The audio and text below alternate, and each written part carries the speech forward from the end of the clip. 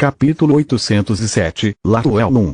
N/T. Correção de tradução, mudando de pessoal das plantas para povo planta ao se referir à dita espécie. Você correria o risco de ser atacado mesmo sem a atual luta pelo poder, mas como está agora, você pode muito bem andar com um alvo nas costas, Lita disse.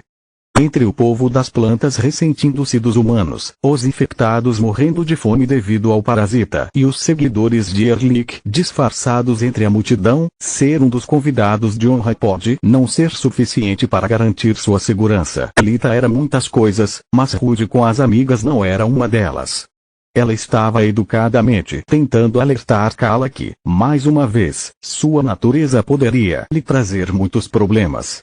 Erlik estava fadado a considerá-la uma traidora, enquanto o povo planta só veria sua metade morta-viva e consideraria Kala uma inimiga ou uma propagadora da praga. Obrigado por sua preocupação, mas vou me arriscar. Kala voltou à sua forma Wyrith completa. Era uma massa de sombras tão grande quanto uma pequena casa, que continuava mudando de forma até se parecer com um urso.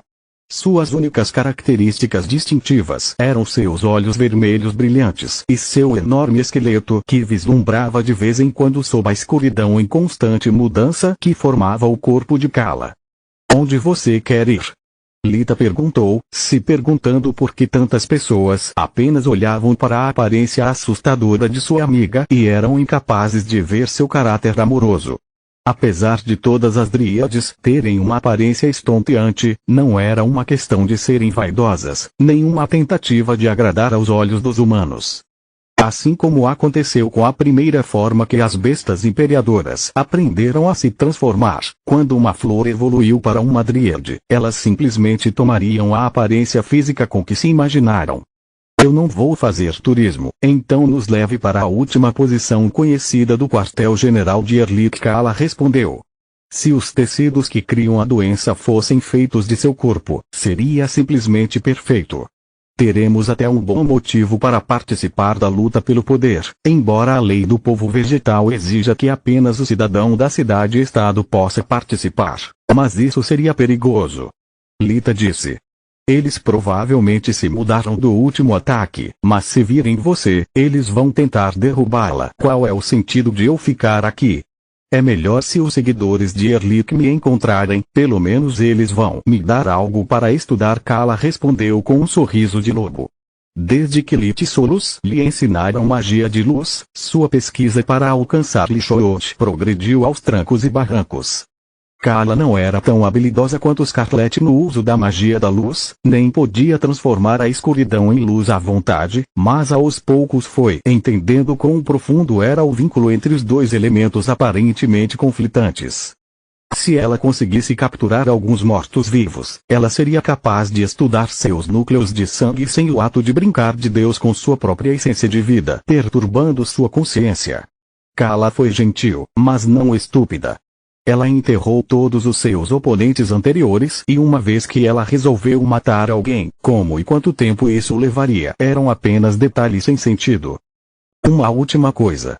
Podemos usar magia dimensional dentro de Laruel? Kala perguntou.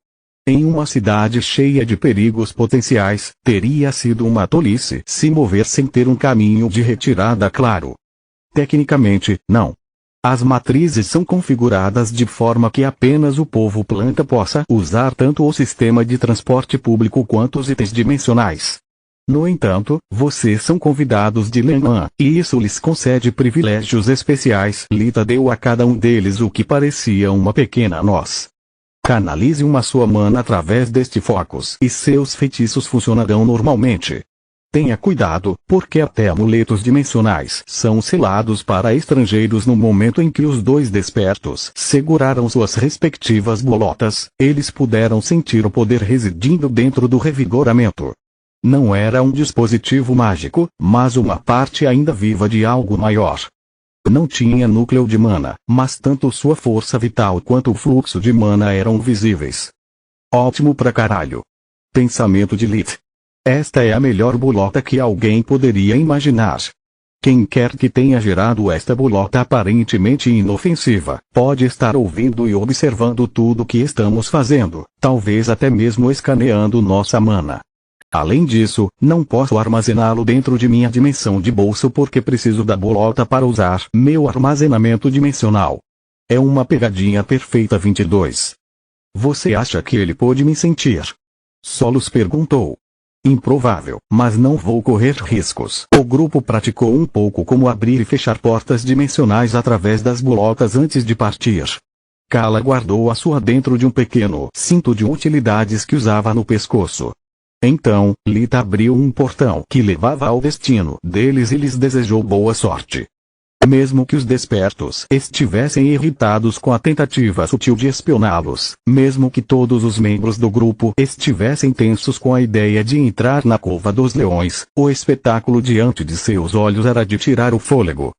O sol estava alto há algumas horas, mas de alguma forma ainda havia orvalho nas folhas das árvores altas que cobriam o céu acima de Laruel como um teto, evitando que a cidade fosse avistada por qualquer observador voador. O orvalho refletia a luz do sol de modo que, embora a folhagem densa tornasse impossível olhar para o céu, a cidade estava perfeitamente iluminada. O orvalho também criou vários pequenos arco-íris que se moviam junto com os olhares do grupo, dando a Laruel uma aparência digna de um conto de fadas. Seus edifícios não foram esculpidos ou construídos, e sim crescidos, fazendo com que cada quarteirão da cidade não fosse diferente de um trecho de árvores. Algumas casas eram próximas umas das outras, enquanto outras ficavam distantes, como se quem as plantou agisse por capricho. No entanto, havia harmonia e beleza em cada esquina. Laruel não parecia uma cidade, e sim um tesouro natural que se estendia até onde a vista alcançava. O ar fresco estava cheio de aromas há muito esquecidos que rejuvenesceram seus pulmões. As cores vibrantes das flores que cresciam em quase todos os lugares acalmavam seu espírito inquieto e a visão dos habitantes mágicos da cidade, com seus corpos de formas estranhas, mas lindas, quase fizeram o grupo esquecer a importância de sua missão. Quase. Até Lita achava difícil não parar e cheirar as rosas, mas o conto de fadas ficava sombrio se alguém se importasse em olhar além da superfície das coisas. Várias anomalias alertaram seus sentidos. A falta de todos os cheiros característicos de uma cidade permitiu-lhe perceber que algo estava errado. Sob o aroma fragrante de flores, o ar cheirava a podridão. Os prédios onde Erlich e seus seguidores haviam se escondido foram revelados por manchas verdes murchas. Os sinais da luta que se seguiu depois que eles foram encontrados pelos guardas de Lena ainda eram visíveis. Apenas as casas contaminadas pelo toque dos mortos-vivos ainda tinham que se recuperar, enquanto o resto da vizinhança estava em perfeitas condições. Solos examinou os arredores, garantindo ali que de alguma forma as casas da árvore vivas não haviam sido afetadas pela praga, mas o mesmo não podia ser dito sobre os cidadãos de Laruel. Ela identificou várias plantas com núcleo de sangue e isso a fez pensar. Kala, a luz refletida conta contra mortos-vivos? Lee perguntou em nome de Solos. Sim. A enorme quantidade de energia luminosa que ele carrega tem efeitos negativos em muitas espécies de mortos-vivos. Já sabemos que os tecidos infectantes não têm uma reação adversa à luz solar. Capítulo 808, Laruel 2. Suas vítimas mantêm sua força física durante o dia, então já podemos descartar todos os mortos-vivos que seriam prejudicados pela exposição ao sol. Infelizmente, não reduz a pesquisa o suficiente. Mesmo que pertencessem a um morto-vivo que está paralisado durante o dia, não temos ideia de como a peste de Gera alterou seu metabolismo. Talvez os tecidos ainda estejam, mas os organismos que os carregam não são mortos-vivos e permitem que a infecção se espalhe mesmo durante o dia, Kala disse. Então o que estamos fazendo aqui? Freya perguntou. Não seria melhor voltar à noite, quando todos os tipos de mortos-vivos podem se mover livremente? Estamos pesquisando, criança. Se descobrirmos que nenhum morto-vivo que corresponda à assinatura de energia que estamos procurando está lá fora durante o dia, significa que eles provavelmente não podem se mover. Além disso, este é um momento perfeito para procurar Erlich. Draugr não pode se mover enquanto o sol estiver nascendo, não importa se está coberto por nuvens ou folhas. Se o encontrarmos, ele não pode escapar, o que te faz pensar que podemos ter sucesso onde até a rede de espiões e policiais de Lennon falhou. Gloria perguntou.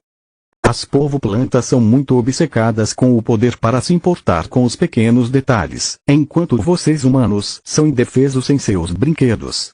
Nós, animais, somos caçadores naturais, e híbridos como eu. Tenho muitos ases nas mangas. Kala sorriu, piscando para Lilith, que teria adorado compartilhar seu otimismo.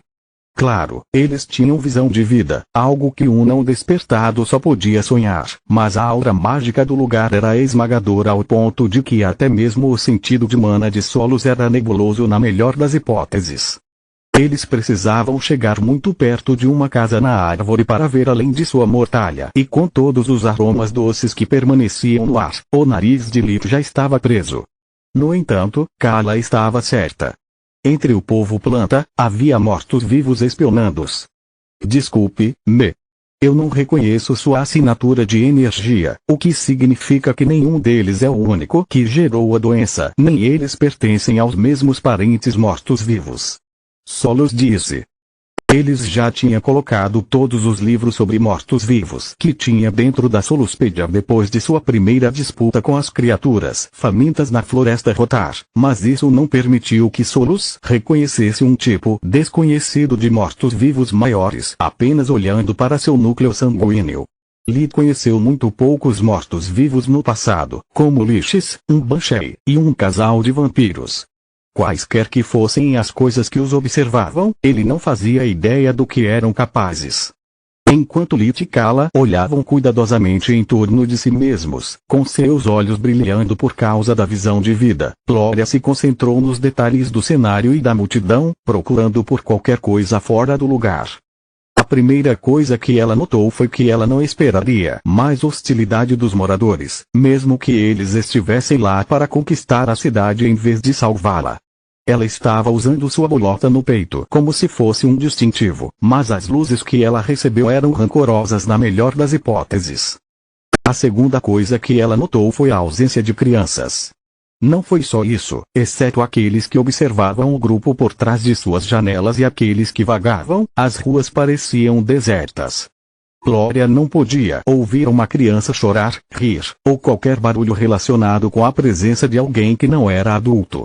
Ela tinha estudado povo planta na academia, mas ela nunca tinha conhecido muitos deles antes.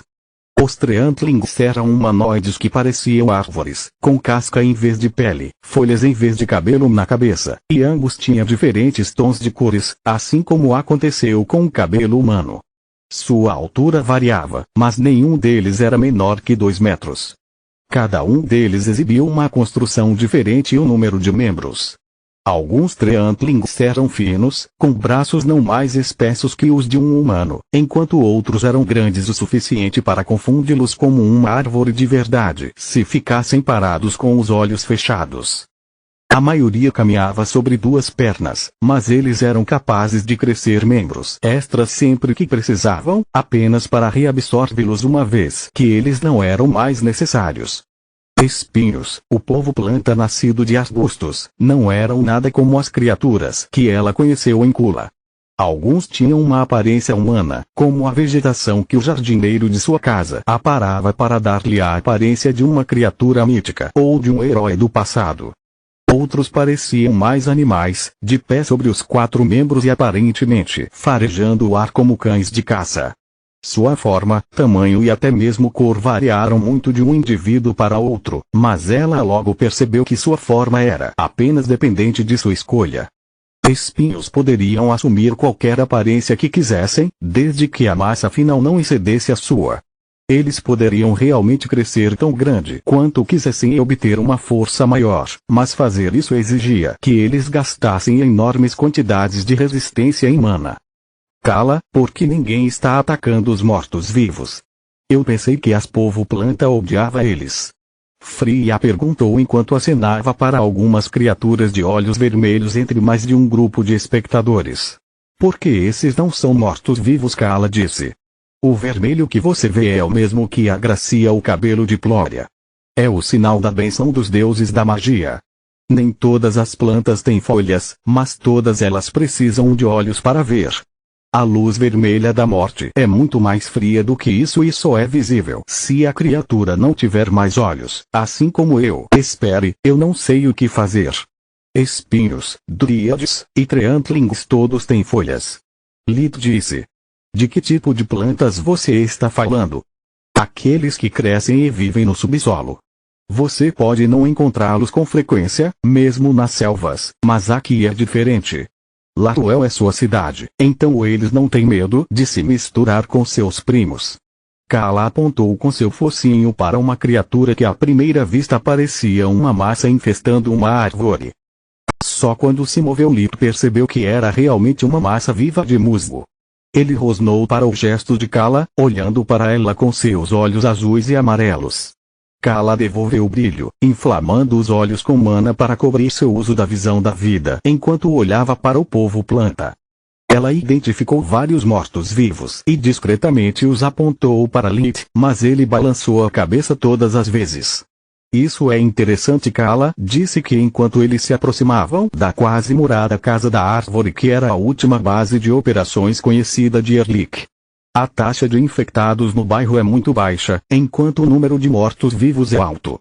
Meu palpite é que Erlik queria manter um perfil discreto, para que seus seguidores pudessem alimentar e culpar suas vítimas pelos infectados. Agora que sabia como a peste funcionava, Kala poderia usar seus sentidos místicos e físicos para reconhecer as pessoas infectadas sem a necessidade de um feitiço de diagnóstico. Sua espécie já fez danos suficientes à nossa cidade, um Trankling disse enquanto estava em seu caminho. Apesar de seu tamanho enorme, eles se moveram de forma ágil. A criatura tinha coberto dezenas de metros com apenas alguns passos. Nós não precisamos nem queremos sua ajuda. Saia daqui antes. Estava falando com Kala, mas Lit pisou na frente dela, de frente para o Trankling. Era bem mais alto que Lit, quase 2,5 metros de altura, com casca marrom clara e poucas folhas amarelas com tons de preto. Continua no próximo vídeo.